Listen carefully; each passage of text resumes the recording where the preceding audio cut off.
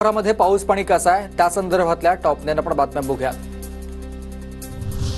जालना जिल्ह्यातील मंठा तालुक्यात गेल्या 12 तासांपासून मुसळधार पाऊस, नदी नाल्यांना पूर, तर शहरातील अनेक भागांमध्ये घरांमध्ये पुराचं पाणी शिरलं।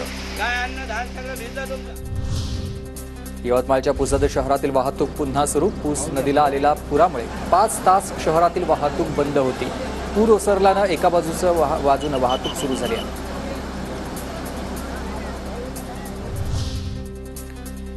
बीडच्या परळी मध्यरात्रीपासूनच पावसाची संततधार सुरू, सखल भागात पाणी साचलंय, वाहनधारकांची कसरत।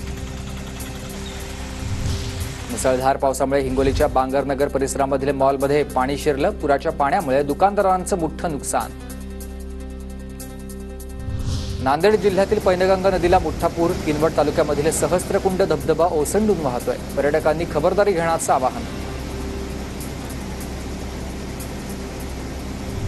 अकोल्याच्या अकोट तालुक्यातील पोपटखेड धरणाचे 2 दरवाजे उघडले, सातपुडा पर्वतरांगेत पावसाची संततधार, नदीकाठच्या गावांना सतर्कतेचा इशारा।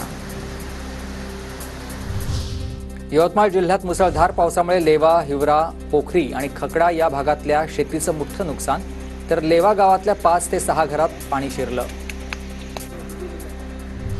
परभणीच्या जिंतूरमधील हिवरखेड, इटोली परिसरामध्ये जोरदार पावसाची हजेरी, पुलावरून पाणी वाहत असल्यानं रस्त्यावरील वाहतूक ठप्प।